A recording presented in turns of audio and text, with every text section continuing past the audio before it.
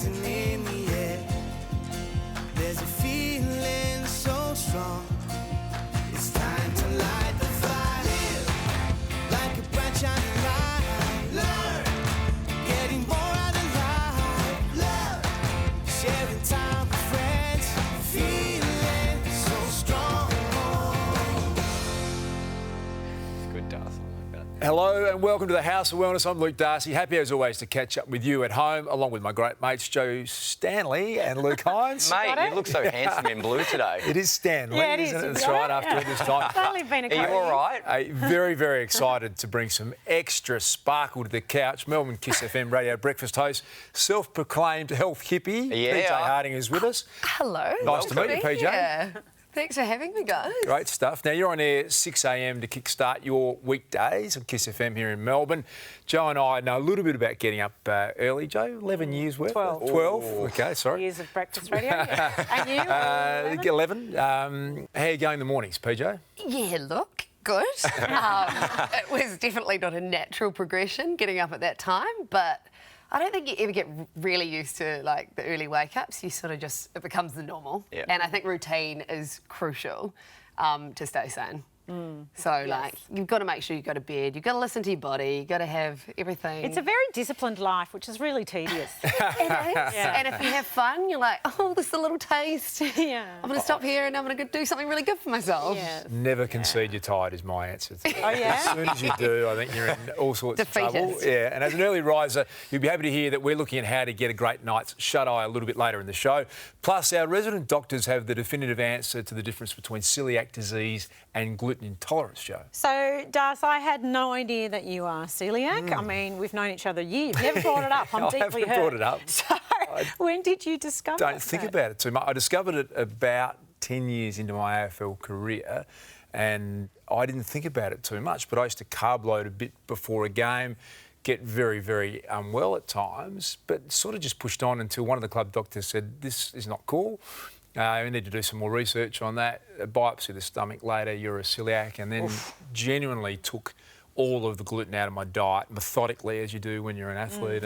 But that was 15 years ago. Pretty hard back then to actually follow that sort of diet. A lot more easy now in 2020. Well, mate, the good news is you can still enjoy chocolate. We actually just shared some earlier before the show. Thank you for that, mate. And the reason is that chocolate doesn't usually contain gluten or gluten-containing grains, which is fantastic, but it also contains other things like refined sugars or vegetable oils. So in today's show, I'm going to be cooking up a sweet sensation that is absolutely guaranteed to take the guilt out of our national obsession with chocolate, and that'll be coming up a little bit later. That's not the only treat you're serving up, though, there, Hinesy. Oh, I know. I tell you what. You spent some time with Australia's favourite pair of pop princesses.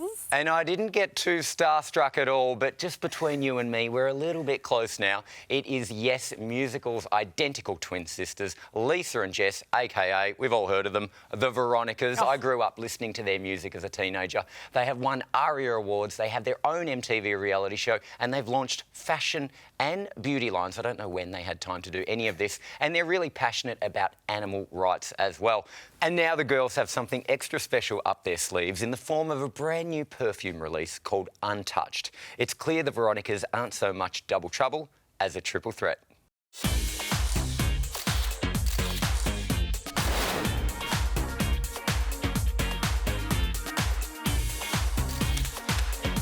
Hey, how are you, Jess? Hi, lovely. Good to see you. You too, Lisa, Helen. come on through. Thank you. Look at you guys. What a show you put on today. Oh, we have an amazing team. You look incredible. So, guys, tell me, what does wellness mean to you both? You know, in our 15-year career, it's been a journey of figuring it out. I mean, very early on, we went pretty hard with partying and really living it up in LA. And Sugar highs, you know, like give me the sugar, give me the caffeine, but very quickly you burn out. You can't sustain your health at all that way. So, I mean, for us, we were lucky. We were based in LA, and there's a lot of incredible alternatives there to, you know, delve in and educate yourself on health. Lisa and I love to cook, and once you embrace being able to feed yourself, you can change your entire life just through the ability to be able to do that. Yeah, healing with food, absolutely. You are speaking my language. How do you prioritise your wellness when you're on the road? Lisa and I find like taking our pillow everywhere we go actually helps a lot with feeling comforted. And that's one thing that we do no matter what, we take our pillow with us. It sounds a bit silly, but when you have to be adaptable, one consistent thing like that is actually really helpful. Okay. So you guys travel a lot. What's your go-to meal when you get home? Salads, just a big fresh salad from the garden. Jesse's. We love to stock it with like as many fruits and vegetables as we possibly roast can. potatoes And like olives, fruits. We're Italian, so and any pasta plate, you know, if possible. And then quinoa as well, just to like bulk it up. So you got to tell us, what is the story behind Untouched? Untouched, our fragrance is an absolute labour of love. It's a labour of love. It's a dream come true to say we finally have a fragrance coming. It's something we've talked about for a long time. Lisa and I really love scent. Scent and music are actually similar in the sense that they're processed through a particular part of the brain that helps to access memories. It helps to Define memories define memories. So that's why they use it so much in memory recall with people with dementia, or when you're doing tests and things like that, they use scent coupled with that. So because there's so much beautiful science behind how powerful a scent is, we wanted to create something that felt unique and would make people feel something that they could then go on to recall whenever they needed to. It takes me to my next question, actually. So what sets your perfume apart? Well, we wanted to make a scent for everybody. Yeah, it was really important for us to create something that was gender fluid. So absolutely anybody can wear it, that it would appeal to anybody who wanted to put this on and just be free to be themselves. That's what we look for whenever we're drawn to anything, is just how does this adapt to the person that I am? And how can I make this a part of who I am? And so we just wanted people to be able to have fun with it and make it a part of themselves. Oh, you got to love the two of those girls. And if you start thinking I'm smelling extra nice lately, it's because I'm wearing that amazing scent. But they said we had so much in common that we're going to grab lunch in LA the next time I'm there, so watch out. Oh, you are besties. I told you. Look at that. Yeah, I might get a little intervention order, I think. Just maybe a little bit too much. Joe, you love your music. What's your natural favourite genre? I will listen to anything because I believe that good music is good music. Yeah. You know, so when my iPod's on shuffle, I'd go from Veronica's to Billie Eilish to Foo Fighters to Beethoven to hard dance music, whatever it is. It's all, if it's good, it's good. I don't reckon it matters. But PJ, you have, of course, lots of people through your studio for interviews, as we have had over the years. Who's your most memorable celebrity? I never know how to answer this question, and I know it's going to sound really cliche, but Ed Sheeran was so lovely. Like, he was just so down to earth. And I think so many people in that position, you know, they can kind of lose touch with themselves, but he was just really, really easy to get along with. Yeah. Also, Justin Bieber, we flirted, but... Oh, watch out. Don't want to say too much. You know, I want to tell you, he flirted with me too. Did he? And that was when he was very young. And I was stop it. I'm just ruined it. No, I think he's a really good flirt. Are we the And only you're very people he's not attractive. flirted with yet, Daz? Good name dropping too. Thank PJ. you. I like it. That Made was a daily great. Up next, we look at the food-linked disease that affects around 1 in 80 Australians. That's coming up on the House of Wellness. I tell you what. Yeah. That was a good answer. Yeah, and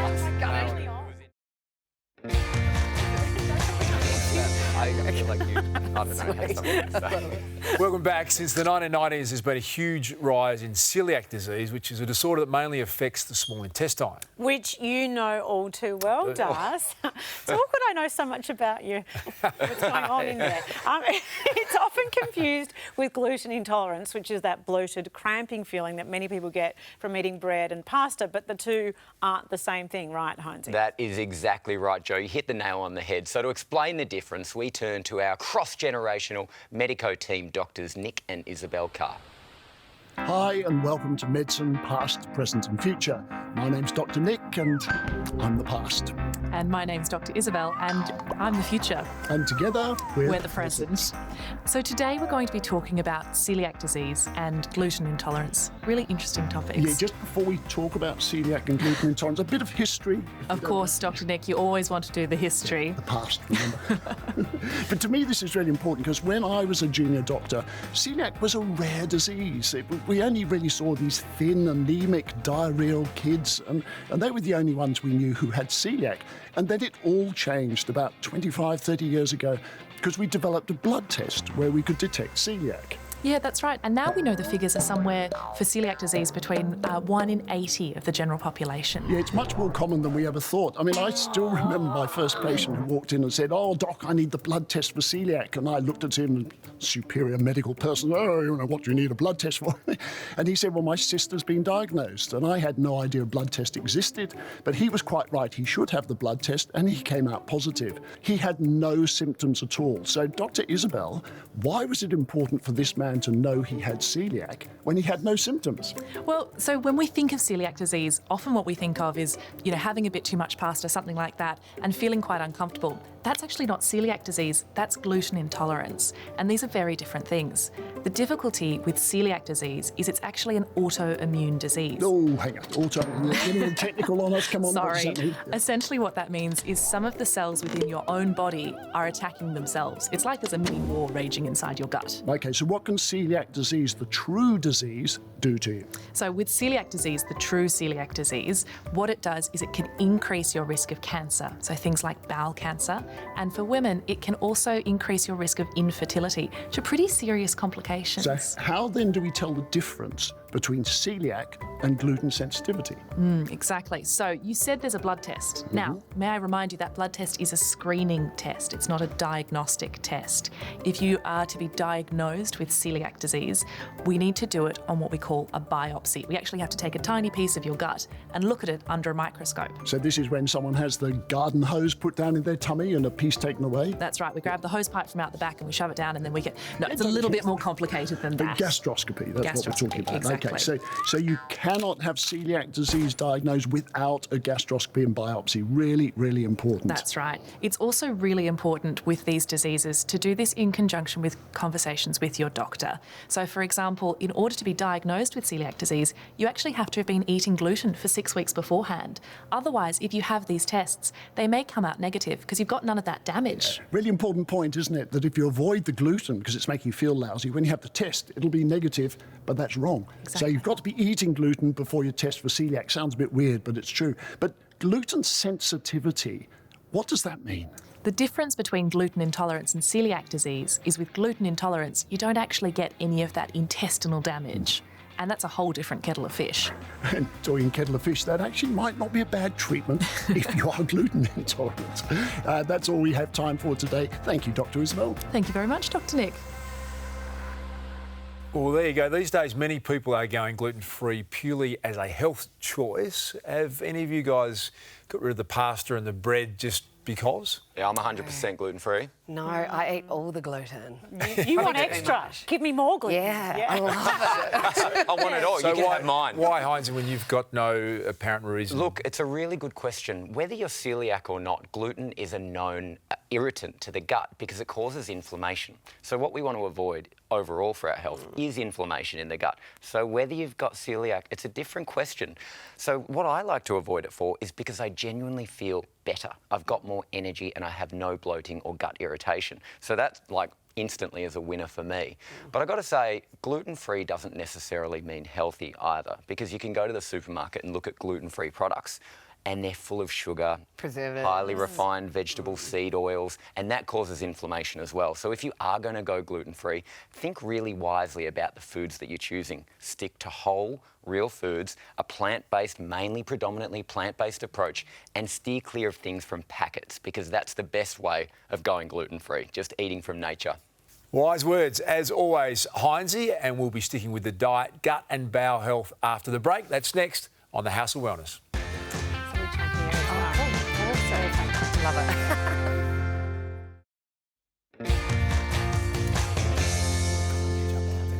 Going home to work on that Friday. You're watching the House of Wellness. Australia has one of the highest rates of bowel cancer in the world, and yet 60% of people still aren't using the potentially life-saving test kits. Here to help change that, welcome the Director of Bowel Cancer Australia, Dr Graham Newstead. Good to see you again, Graham. Nice to see you too, Luke. Thanks for joining us. Graham, we had you on the show last year, but I believe a fair bit has changed since then. What can you tell us? Well, there are several things that are really important. The first is that we've finally talked the federal government into offering the test kit every 2 years instead of every 5 years. For a polyp, the little warty growth that can become cancer, to become a cancer takes about 5 years on average, so slow growing. But if you do the test kit and you're not bleeding that day from your small polyp and you wait 5 years, high risk of a cancer. So the wonderful thing is it's now going to be offered every 2 years to everybody on the Medicare register, every Australian. So, Graham, 1 in 13 Aussies will develop bowel cancer. Yeah. Why is the rate so high? The rate's high because, almost certainly because of the foods we eat and the way in which they're prepared, packaged, processed, additives, etc. We do not have the exact science. It's a presumption, but that's probably one of the reasons.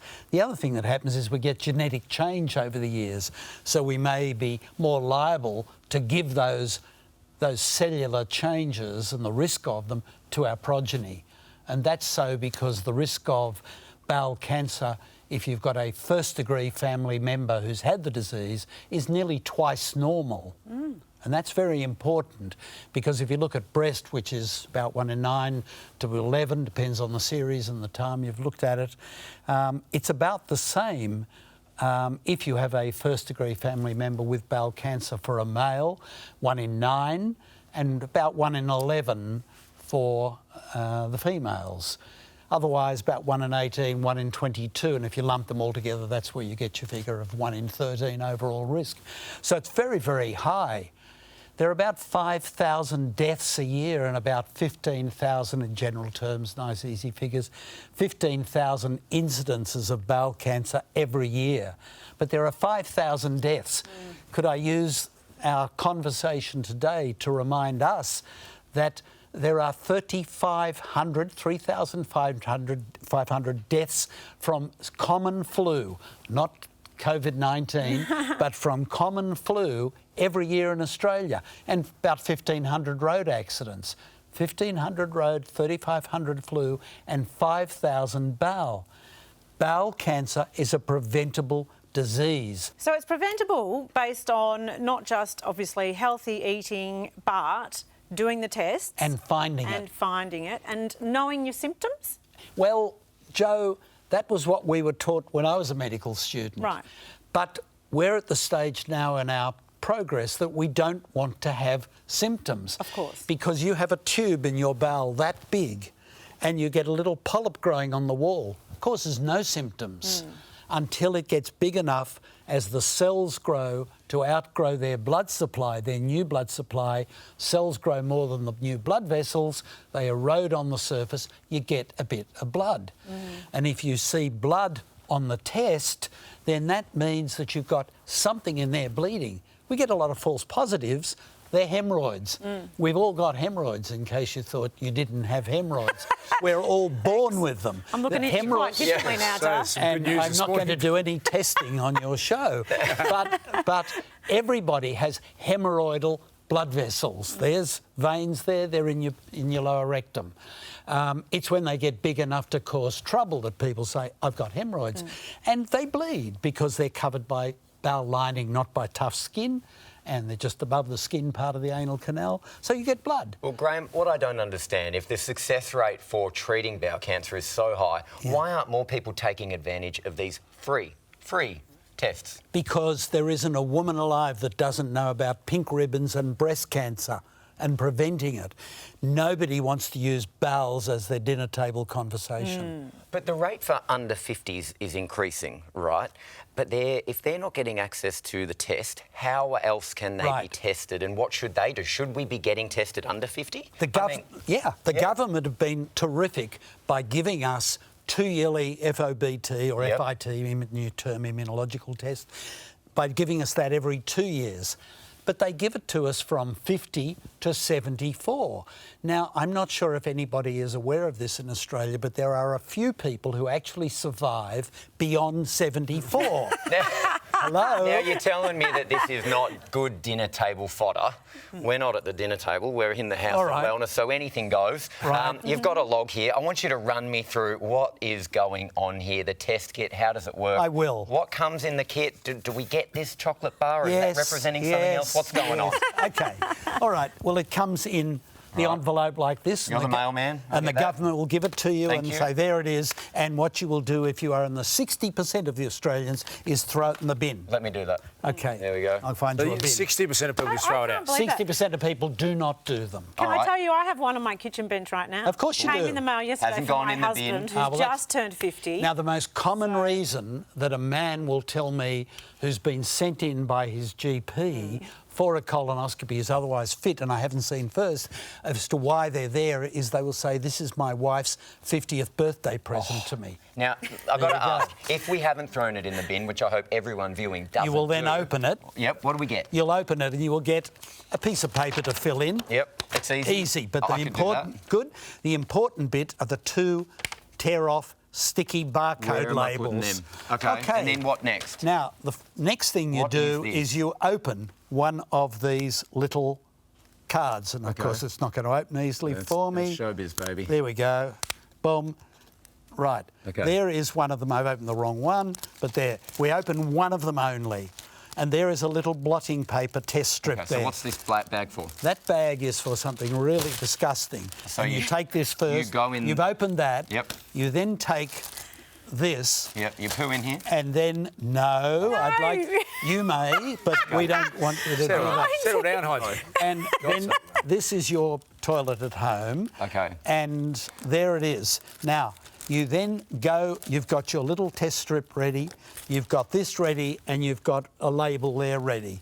You then go to the poo and you wipe the surface of it with one of the brushes. Looks like Yeah, a why? using It's not a dual activity. Exactly.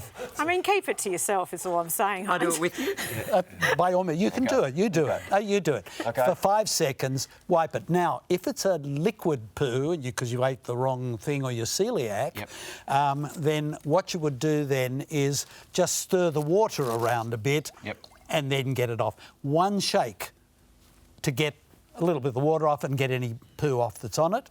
And then you go to the test strip and you just dab for 5 seconds. Okay.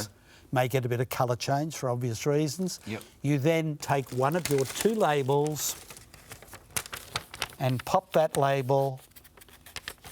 This is still showbiz. One label, and you put it vertically, not horizontally, otherwise you'll block off the other one. Yep. And then you've got your brush in there, you've got your toilet paper in there, you do that. Yep.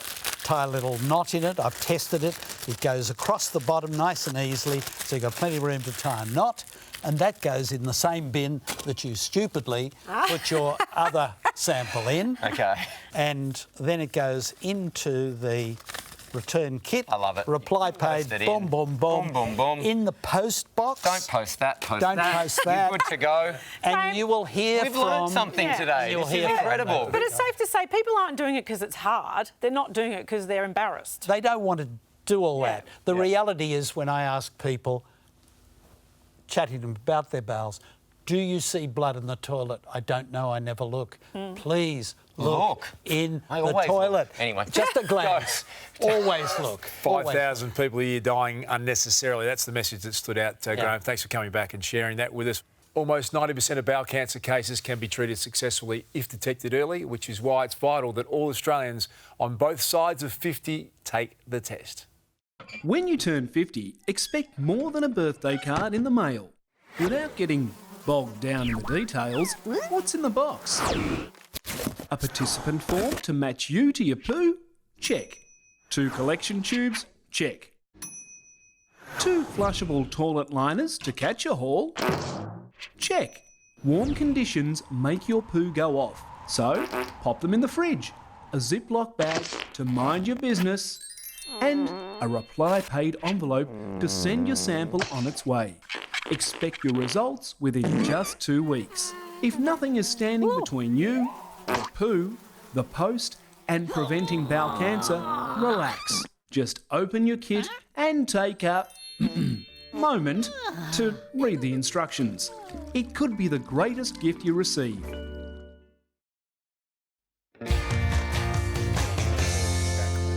Yeah, of course, you love it. Welcome back to the House of Wellness. Great to have PJ with us. Early mornings can be tough on the body, PJ. You get up very early, as we know.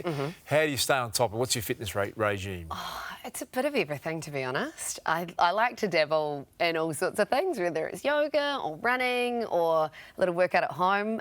My big thing for this year is to do more frequent but shorter workouts. So like I might get home in the afternoon and I know I'm hitting a slump. So I'll do a little workout, 20 minutes at home, and then I feel so much better. It is true that that re-energises you. It does. But you know, so many people do shift work in this country, and what I learned over the years when I did breakfast radio is that what you eat is crucial. Yes. Absolutely crucial. You not can't just out-train a bad diet, Joe. Well, but just for your energy, you have to go sort of a low GI. You can't be getting the spikes of sugar and all that sort of stuff because that will just destroy you across the day. And I know that so many people are fatigued. Yeah. And that's, for me, that was my tip. And it helped with your skin, I found. Oh, well, yes. Would you say you're a high or a low maintenance kind of girl when it comes to your daily beauty regime? Low maintenance. I like to maximise the sleep-ins as much as possible. I'm waking up, I'm literally putting on as small amount of product as possible just so I can get to work and get out that door. Well, you do have that kind of girl next door vibe, which is adorable, very fresh-faced and, you know, keen to know what's out there in the world of beauty. You're interested? Well, I like to think I'm a guinea pig because I'm a little bit oblivious at times, which is why each week I'm hitting the beauty space with someone who knows a lot more than me, Jade Kisnorbo. She's one of the country's leading celeb makeup artists, and I get to play with her every week as she and I check out the latest buzz in all things beauty. Hi, I'm Jade Kisnorbo and I'm all about the latest beauty, hair and makeup trends. And I'm Polly Harding, and working in radio, I've still got a lot to learn about the beauty biz. Together, we're going to bust those beauty myths, strip things back to basics and learn a few new tricks in the process.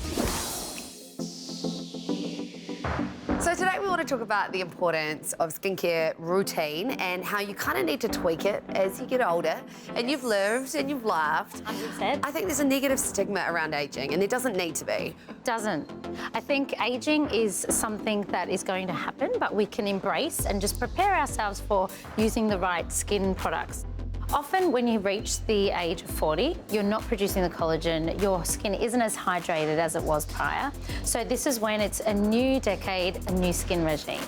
All right, so what routine are we going with here? Daytime, nighttime? We're going with the daytime routine. Skin laser procedures is something that I've done myself. Really loved it, it's great. However, it's not for everyone. The time to go there to get the procedures, also the cost. So if you can't get to a laser clinic and you want the exact same benefit, an alternative for you at home is L'Oreal Revitalift Laser range. Okay, so it can get quite overwhelming with all these products. You've got your eye creams, your serum, your day cream, your night cream. What order do you put these on your face? Personally, you want to start with the lightest product and then build up. So the first thing I would apply is the anti-aging serum, or any serum you're going to use. That would be your first step. But after you've done the serum, and even if you just press it into the face like so, any pores or any areas, and you can see it's still a bit tacky and you'll get that stickiness feeling, it's really important to let it dry before applying your next kind of cream or layer. Right. And that's when it's time to introduce your eye cream. Okay. Where do you do it on the eyes? Because I never really know. You don't do it there, do you? No, I personally just do it on the outer, where your glasses would kind of typically sit. I always go a little bit nearly to the hairline because you just want to be that little bit safe. We've discussed earlier how Jackie doesn't really, she wants something that combats the sun as well. This product has the SPF in it, and it's also got the option of having a daytime moisturiser without SPF. So if you're someone that you want to take those two steps, it has that option, which I think is really unique. Yeah.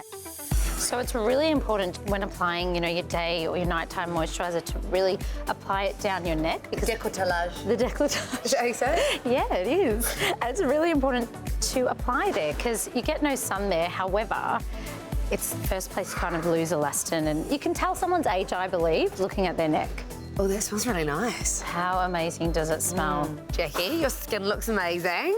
Does it feel good? It feels fantastic. And it was so easy. It's so easy, and time-wise, it's not that long. It's something you can that do it at home. You don't need to go out. So even for people that don't like to do a lot before they do makeup, this is quick. It's accessible to everyone, so pretty easy. Well, that looked like super fun and easy. Yeah, I'm really actually learning so much each week from Jade. Like, just little tips here and there. Because, you know, you're not born knowing this stuff just because you're a woman. I've got no idea whatsoever. I need to cut in here for a second. Can we please go from faces to food? Because when I'm eating something I absolutely love, usually it ends up all over my face. And what I'm talking about here, and it's a bit of a rhetorical question, but hands up if you love chocolate. Yeah. Who doesn't? I know, Mr. Slow Motion over here. Well, you're not alone, because we Aussies love our chocolate. The local market is worth about $3 billion a year, which is incredible, and that is expected to grow to more than $4.3 billion by 2023. Wow. Yeah, I know. Amazed by that. We should start a chocolate line. Let's start a chocolate line. Well, how about you, Joe? What's your favourite chocolate? The darker the better. I like it dark and bitter. That's my fave. What about you, PJ? I like dark, but when I'm feeling naughty, caramello. Oh, that is my mum's favourite, but I've got to say Luke's little homemade version, which one day I might make for you guys if you're lucky. It's my Luke's homemade special brew. To him. Yeah. Talking about himself in the third person. Who would have thought? So here's how the cards fell. Cadbury's Dairy Milk is the nation's top seller. Kit Kat, Cherry Ripe Mars bars and Snickers rounding out the top 5. So, Hinesy, what do you think about that? Well, look, chocolate is incredible. Let's be honest, we all love it. Aussies at home love it, and there's good reason for it. Chocolate is a feel-good food. When we eat it, we release endorphins that make us feel incredible. But a few things to think about for people at home. Make sure it doesn't have too much refined sugar, and it is packed with the mega magnesium-rich raw cacao. But fear not, because this week, my buddy GQ and I hit the kitchen to take the guilt out of cravings and the sweet treat that we absolutely adore with a heavenly and healthy slab of my famous dark chocolate. Gerald, I believe life is all about balance. So as much as I like to train hard and push my body, after dinner, I love giving myself a bit of a treat in the form of delicious dark chocolate. It's one of my favourites as well, Hinesy, and I particularly like chocolate brownies, chocolate souffle, chocolate mousse. Shall I go on? Mate, you are making my mouth water, but I want to tell you why I like dark chocolate in particular. The key with dark chocolate is that it's packed with heaps of raw cacao, and I figure the more raw cacao, the less room there is for processed and refined ingredients like sugar. Plus, it's packed with magnesium. Look at this stuff, magnesium-rich goodness. So after a big day, we've had dinner, we've had dessert, we're thinking of just relaxing and calming. Magnesium, perfect. I got to be honest, sometimes when I lay in bed at night, I can't stop my mind racing. I'm thinking, hang on, have I fed Chia? Have I texted GQ back? And have I whisked this enough? So let me give it a whisk. GQ, this is looking smooth, silky and creamy. I absolutely love it. It just smells superb as well. You mentioned busy mind before. Let me tell you about passion flower, which is a beautiful herb related to the passion fruit. It's a tropical plant. And the actives in passion flower, Heinz, are designed to calm a busy mind, slow down that anxiety, slow down that concern, there's things racing. And it's really important to be able to do that before you head to bed. You want to induce some drowsiness before sleep. I feel relaxed just thinking about it. Your body can benefit from magnesium as well. So when we're thinking about tension and cramping and aches and pains, magnesium in supplement form is the perfect solution. Tell you what, I mean, for someone like me who does, work out once or twice, it sounds like it's good for active people. Yes, well, others work out as well. But for those people in an office, or for those perhaps hunched over a computer, driving home, hunched over a steering wheel where there's lots of tension, this combination is ideal. Mate, all this talk of relaxation and sleepiness has got me craving a nap. So can I trust you with this dark chocolate? Well, probably not, but I'll do my best. The A to Z of Vitamins is brought to you by Ethical Nutrients Mega Magnesium Night. Mind and body relaxation for a better sleep.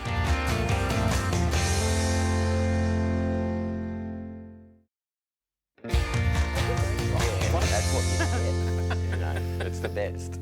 Welcome back, Joe. In the past, you've admitted to not being a green thumb. How's your New Year's resolution of growing a herb garden going? Oh, well, I haven't started. But And every time I throw my herbs out because they've gone, you know, a bit wilty in the fridge, I think, what am I doing? Just plant some. Do your own, but the good news is that you haven't started, you haven't killed any technically yet. Oh, so that's a nice start, Jo. That's nice. But whether your garden flourishes or you make flowers wilt in horror like I do, there's no doubt that nature makes us all bloom in all kinds of ways. So we met makeup artist Jade Kisnorbo earlier in the show with PJ. This time she's getting the lowdown on the best botanicals in the beauty biz. Plants are no longer just a salad ingredient or a home decoration. They're big in beauty. Plants are great for your skin. There's so many vitamins in a lot of plants, and they're all amazing in anti-aging. They're all amazing in getting that moisture back in and just creating a more plumpness in your skin that after 35, like me, we definitely need. Hair and makeup artist to the stars, Jade Kisnorbo, swears by 3 plants that in their natural state work wonders for your skin. I've always been drawn to eye creams that contain avocado. I think it's because it's the thinnest part of your face, the skin there. It's very delicate, and I think with the natural fats and vitamins that are in avocado, they tend to nourish, moisturise that area because it can go quite dry. I love to do a Manuka honey mask. It really works well as a cleanser, so it gets out all those toxins. And I think more than anything, it leaves your skin really dewy and fresh. And that's what you want when you do any mask. And this is a natural way to do it. So you should actually go all the way down your neck and your décolletage, because that's the area that does age.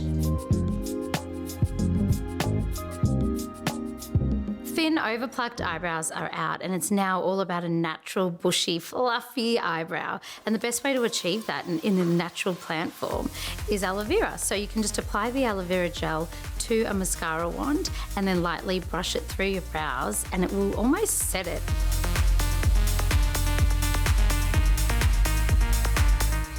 Oh, look, I think it's from New Zealand. While we're spoiled for choice with our native botanicals, our neighbours across the ditch have their own unique specialties.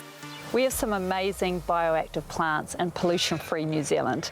And my 3 favourites are world-famous Manuka honey, which is highly antibacterial, harakeke gel, which helps plump the skin, and mamaku black fern for fresher cell turnover. So it gives your skin a great fresh look. I want that.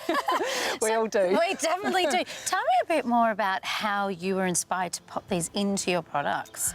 New Zealand ingredients are highly scientific, and they used many food ingredients, supplement ingredients, so I saw a unique opportunity to harness the skin enhancing properties of our New Zealand plants.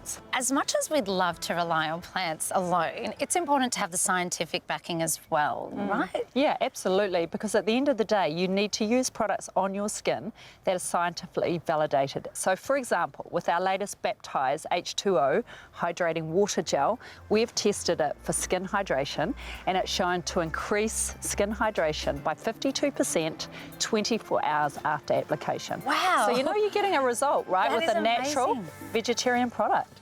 So we may not be on the same page when it comes to sport, Russell Crowe or pavlova, but when it comes to kiwi plants and skincare, we are most definitely in sync. I think that's great, but I think the pavlova's ours. Oh no, I think it's Australian, but I'll let you have this one. Well, I tell you what, guys, honey facials and aloe vera eyebrows, I reckon I could get into this. I mean, Darcy, how do you feel about facials that you can eat and wear? Maybe not 100% for me, Heinz, but yeah, each to their own. It was interesting. Well, you know, we've said before, Heinzie, whatever it takes. It is to all stay about young and collagen. Is it? Yeah, Okay. absolutely. And if you want to find a natural way to get collagen into your diet, you could make some bone broth. So you just over 24 hours, boil up some good quality bones and you drink the liquid, and that is fantastic for your hair, skin and nails, and good for your gut health. Now, that sounds like it could be a good question for our resident pharmacist and master herbalist, the one and only Gerald Quigley, answers your questions. That's next on the House of Wellness. Ask GQ. Yeah, keeps getting into the garden and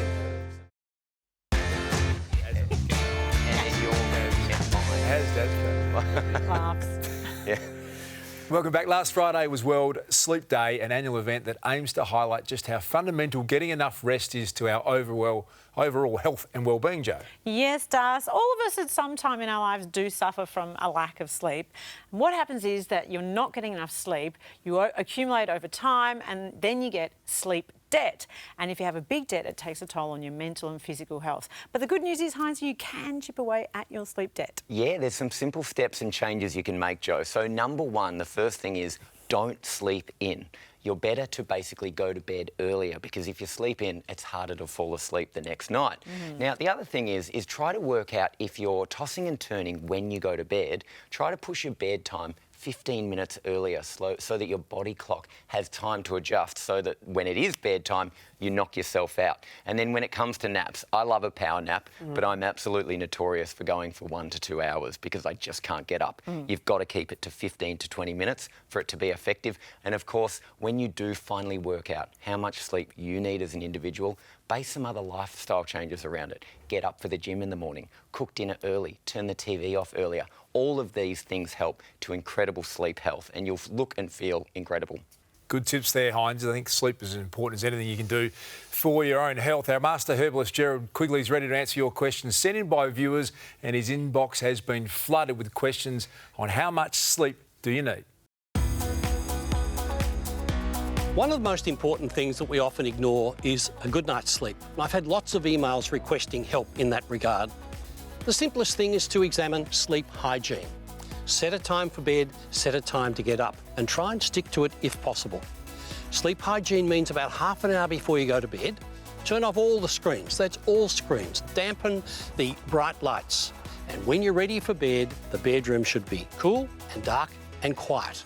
There are relaxing herbs that you can use as well if you wish. When combined with magnesium, will restore that quality night's sleep that you've been seeking for so long.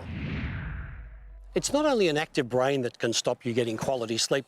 Burning feet syndrome is a result of really excitable, overactive nerve endings in your feet, caused by diabetes, sometimes exhaustion and stress, and sometimes hot weather. The nutrients to help here are lipoic acid, 400 milligram twice a day, vitamin B12, really important for diabetes, and the other, my favourite, turmeric. It's important to get a good night's sleep, but I get many viewers wanting to know how to produce energy first up and keep that energy going across the day. Start with breakfast. Whatever your favourite breakfast is, I can't do without it. Ubiquinol is the nutrient that helps produce energy at cellular level, so it's energy without extra effort.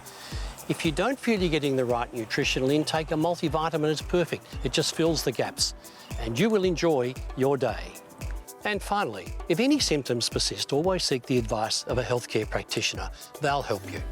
But most importantly, be well, live well, stay well.